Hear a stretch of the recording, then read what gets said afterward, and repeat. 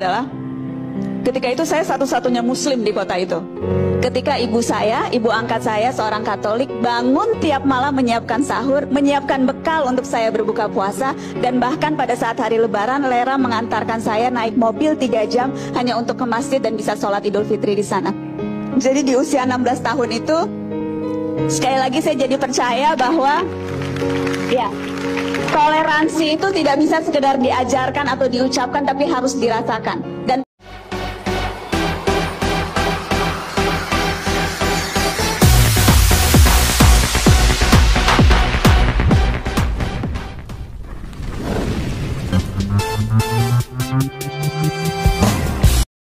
Shalom teman-teman, kita berjumpa lagi dalam video ini.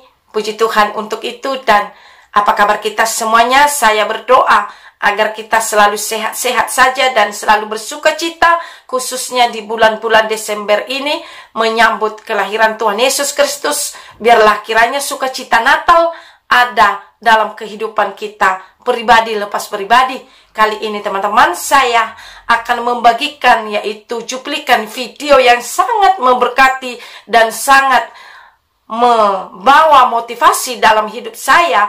Dan juga video ini adalah menjadi contoh yang baik bagi kita semuanya, di mana ada seorang wanita muslim berumur 16 tahun. Dia menceritakan kesaksian yang sangat memberkati, di mana dia memiliki seorang ibu angkat, dan orang ini adalah seorang Kristen dan anak ini adalah seorang muslim. Dan dia menceritakan kasih Yesus lewat ibu angkatnya ini teman-teman. Dan saya berpikir video ini menjadi contoh bagi kita semuanya, di mana dia menceritakan kasih itu di hadapan publik teman-teman. Dan wanita ini adalah wanita yang terkenal, ya. Saya rasa seluruh Indonesia, bahkan di luar Indonesia juga mengenal wanita ini teman-teman. Karena dia bukanlah wanita yang biasa-biasa, tetapi dia wanita yang selalu hadir di televisi teman-teman. Dan saya rindu membagikan cerita ini di dalam video ini agar kita diberkati dan juga agar kita bisa melakukan hal yang sama. Karena menurut saya sebagai orang percaya, memang kita harus menunjukkan kasih kepada dunia. Nah, jadi kalau mama angkatnya ini bisa menjadi berkat bagi dia, itu sangat luar biasa teman-teman. Memang tidak bisa dipungkiri dan tidak bisa dibuat-buat. Jika seseorang itu sudah memiliki Yesus dalam hidupnya, maka ia pasti bisa mengasihi. Dan itu tanpa ditanya akan orang luar atau orang lain yang bisa melihat itu sendiri teman-teman. Karena itu bukan dibuat-buat. Jadi oleh karena itu teman-teman, mari kita saksikan cuplikan videonya terlebih dahulu. Yang sampai sekarang betul-betul berkesan pada saya adalah ketika itu saya satu-satunya muslim di kota itu.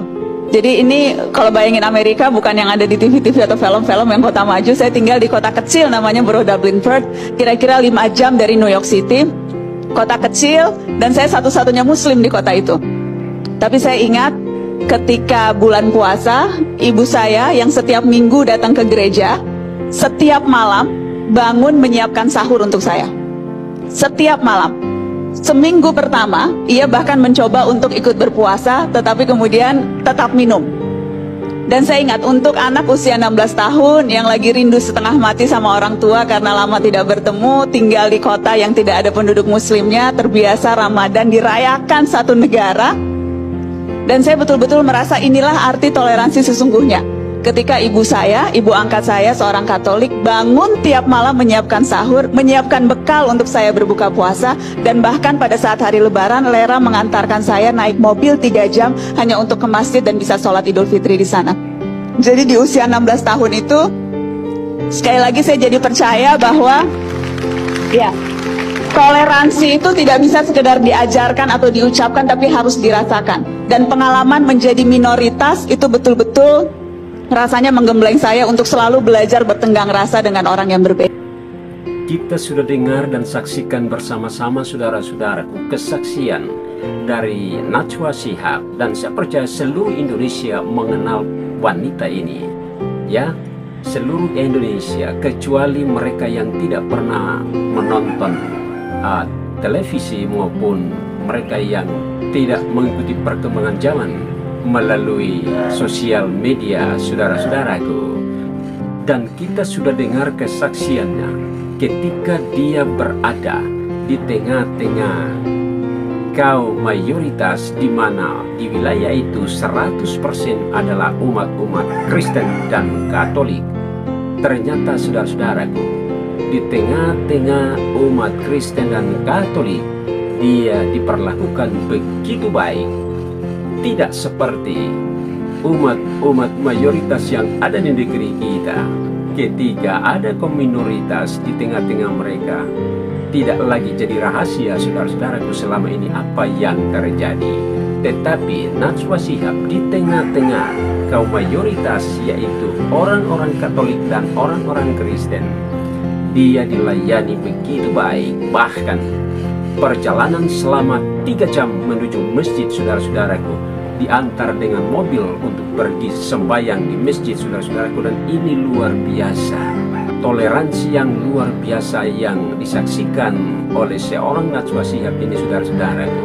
Dia merasakan bagaimana ketika dia berada di tengah-tengah umat-umat Kristen dan umat-umat Katolik, dia merasakan kasih yang luar biasa yang dia rasakan pada waktu itu. Dan kesaksian ini sudah dia bagikan kepada begitu banyak orang di seluruh Indonesia, saudara-saudaraku. Dan semoga kesaksiannya ini dapat memberikan pelajaran yang baik bagi semua orang Indonesia, lebih khusus pada kaum mayoritas yang ada di Indonesia, agar supaya menghargai dan menghormati kaum minoritas yang ada di negeri ini.